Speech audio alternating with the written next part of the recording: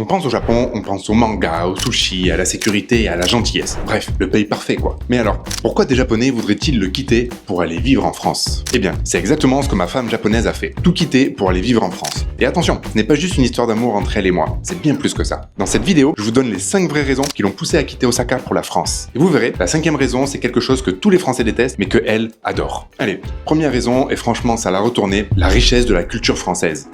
Mais attention, pas juste les baguettes, la tour Eiffel et tout ça. Hein. Depuis Osaka, la France pour elle, c'était le cliché. Paris, le chic, le fromage qui pue, bref, que les clichés. Mais en arrivant en France, elle a halluciné. Elle était presque choquée. Ici, en France, tu fais 200 km dans n'importe quelle direction et t'as l'impression de changer de pays. Et parfois, littéralement, tu changes de pays. Architecture, paysage, la gastronomie, même les accents, tout change. Au Japon, bien sûr, il y a des particularismes locaux propres à chaque région. Par exemple, à Osaka, les Japonais sont réputés être plus chaleureux et ont leur propre dialecte, le Osakaben. Un peu comme chez nous entre Paris et Marseille, si on veut. Mais globalement, au Japon, il y a quand même une homogénéité sociale bien plus poussée qu'en France. Ce qui lui plaît en France, c'est que chaque région, chaque endroit est un peu comme un pays à part entière, avec son architecture, son histoire et bien sûr sa gastronomie. Pas seulement les grands plats, mais le concept même de terroir, de produits locaux. L'idée qu'un fromage ou un vin puisse avoir le goût de l'endroit exact où il a été produit, ça pour elle, c'est exceptionnel. Et en parlant de quelque chose d'exceptionnel, on en arrive à la 2e raison, une raison un peu plus poétique, la beauté de la langue française.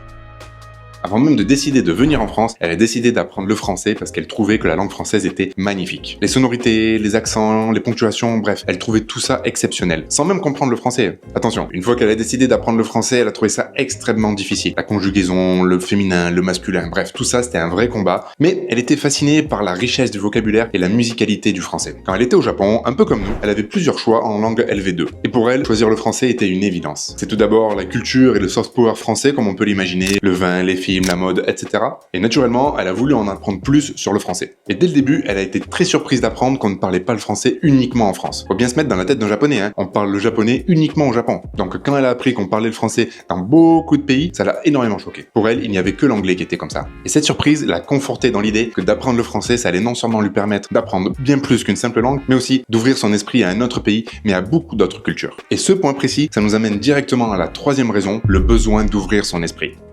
Faut comprendre que le Japon, c'est une île, physiquement, mais aussi mentalement. C'est une société avec des codes très forts, une grande pression sociale pour entrer dans le moule. Ma femme sentait, d'une certaine manière, qu'elle avait besoin de se confronter à d'autres manières de penser pour se retrouver elle-même, loin du regard de la société japonaise, mais aussi pour grandir en tant qu'individu. Le Japon, comme vous le savez peut-être, est une société où on privilégie le groupe à l'individu. Donc parfois grandir et s'exprimer en tant qu'individu est un peu compliqué. Ce n'était pas juste pour voir de nouveaux paysages, hein. C'était une quête de développement personnel, une envie de se déprogrammer un peu de la pensée de groupe très présente au Japon.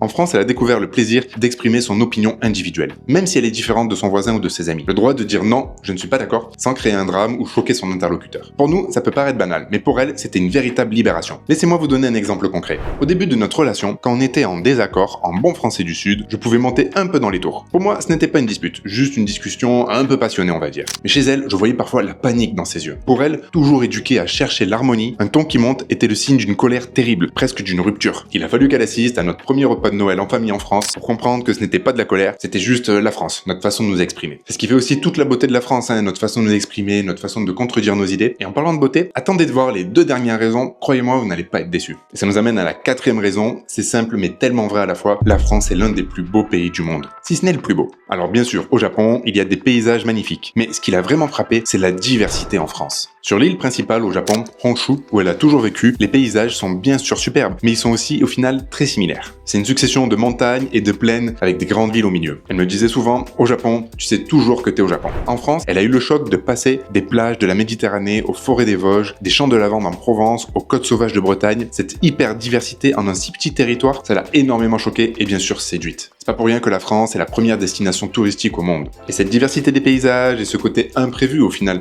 lorsqu'on voyage en France, ça nous emmène à la 5e et dernière raison qui l'ont fait quitter le Japon, le charme de l'imprévu. C'est quelque chose qui, nous, en tant que Français, peut nous agacer, voire qu'on peut détester, mais qui, elle, l'a totalement séduite. Ce fameux charme de l'imprévu. En France, vous le savez, on se plaint tout le temps. Les trains sont en retard, l'escalator ne marche pas, l'administration est lente. Bref, les plans changent à la dernière minute, c'est le sport national. Au Japon, c'est un peu l'extrême opposé. Tout est planifié, tout fonctionne parfaitement, optimisé à la seconde près. C'est très efficace, il y a un côté un peu rassurant, mais c'est aussi extrêmement rigide. Si on dépasse un peu des règles, impossible. Ma femme a découvert en France la beauté de ne pas tout contrôler. L'idée qu'un imprévu n'est pas forcément une catastrophe, mais aussi peut-être le début d'une aventure. Je vais vous raconter une petite histoire. Un jour, on devait prendre un train pour aller dans le sud. Et là, grève surprise, le train est annulé, week-end foutu. Ma première réaction, je râle, je me plains, etc., etc., vous connaissez ça. Mais elle y voyait une opportunité. Elle m'a dit avec un grand sourire, et si on louait une voiture et qu'on s'arrêtait dans le premier village joli qu'on trouve? Je trouvais ça excellent comme idée. On a loué une voiture, on a roulé pendant quelques heures, et là on s'est arrêté dans un village magnifique, et ça nous a fait des souvenirs inoubliables. C'est devenu l'un de nos meilleurs souvenirs. Et ça m'a appris une petite leçon.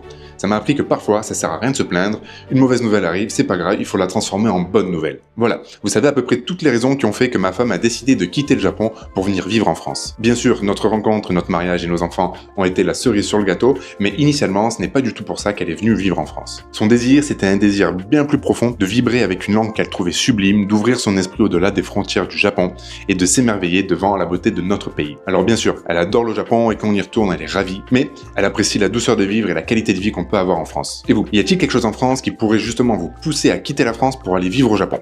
N'hésitez pas à me le dire en commentaire, je suis assez curieux de savoir ça. En attendant, merci d'avoir regardé, n'hésitez pas à vous abonner, liker et à partager la vidéo, ça me soutient beaucoup et ça m'aide à vous partager le point de vue des Japonais en France, justement. Sur ce, c'est tout pour aujourd'hui, je vous dis prenez soin de vous et à la prochaine.